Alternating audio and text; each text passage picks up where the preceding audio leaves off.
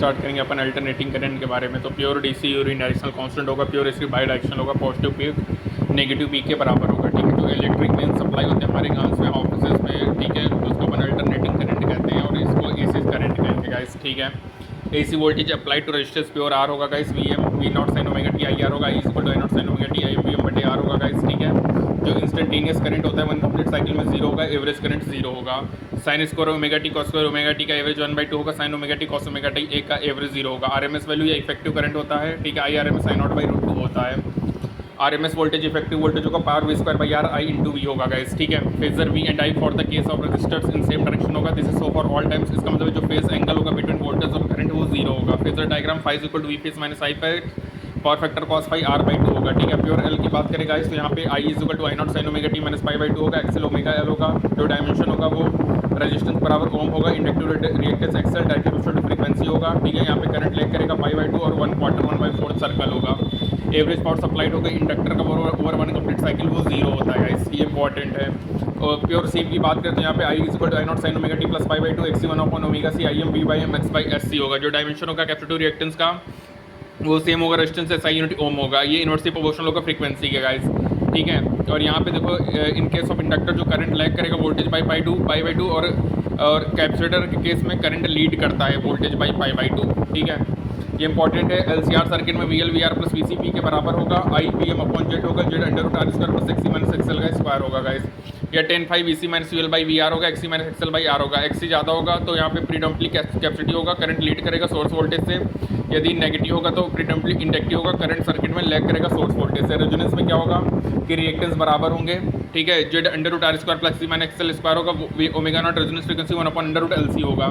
Current amplitude maximum होगा resonant frequency से। और ये इंपॉर्टेंट है कि रेजोनेंस फिनोमिना होता है जब बोथ एल और सी प्रेजेंट हो सर्किट में, ये इंपॉर्टेंट है गाइस। पावर फैक्टर क्या होगा, that is V R M S I R M S cos phi I square R M S into R V square M S by R होगा guys. ठीक है, resistive circuit में क्या होगा, maximum power dissipated होगा, purely inductive में 5/2 होगा, cos phi 0 होगा, वॉटलेस करंट होगा।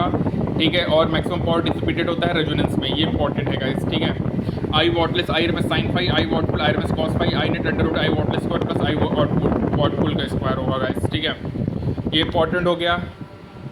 ठीक है, पावर का आपको पता ही V square M S by are, I square R M S into R होता है। जो मेटल डिटेक्टर होता है वो रेजोनेंस पे वर्क करता है इसी सर्किट में। जो इम्पीडेंस होगा वो सर्किट में चेंज होगा, जिसकी वजह से करंट में सिग्निफिकेंटली चेंज होगा और चेंज करंट डिटेक्टेड होगा और इलेक्ट्रॉनिक सर्किट साउंड इमिटेड करेगा अलार्म के फॉर्म में।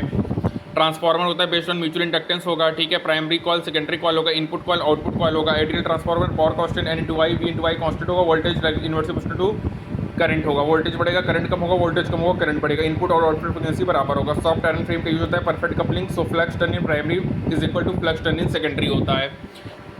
आई P upon I S, V S upon V P, N S upon N P होगा गाइस। स्टेप अप में एन एस ज़्यादा, वी एस ज़्यादा, आई पी ज़्यादा, स्टेप डाउन में N P V P ज़्यादा और आई एस ज़्यादा होगा। ठीक है, फ्लक्स लीकेज में resistance hysteresis soft iron fuse क्या यूज करते हैं। ठीक है, फ्लक्स लीकेज में रेजिस्टेंस में थिक वायर का यूज करेंगे, एडी करंट में लेमिनेटेड कोर का और हिस्टैरिसीस में सॉफ्ट आयरन फ्रेम का यूज करते हैं गाइस।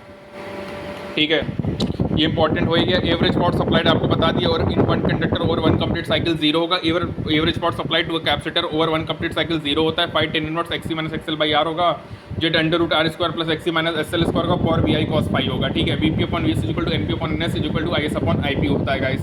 ये आपको क्लियर ही है।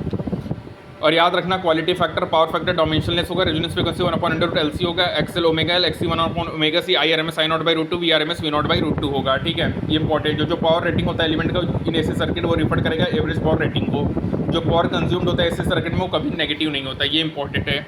और देर इज नो पावर, सारा पावर आर के नाम, एल और सी पावर नहीं खाते हैं। रेजोनेंस के लिए एक्सएल एक्सी के बराबर होगा और omega nought 1 upon under root L C होगा। और रेजोनेंस के होने के लिए एल और सी दोनों ही सर्किट में प्रेजेंट होने चाहिए। जनरेटर में mechanical energy input, electrical energy output होगा। मोटर में mechanical energy output, electrical energy input होता है गाइस। ठीक है, ये इंपॉर्टेंट है। तो गाइस ये हमारा कंप्लीट होता है, that is AC. Thank you.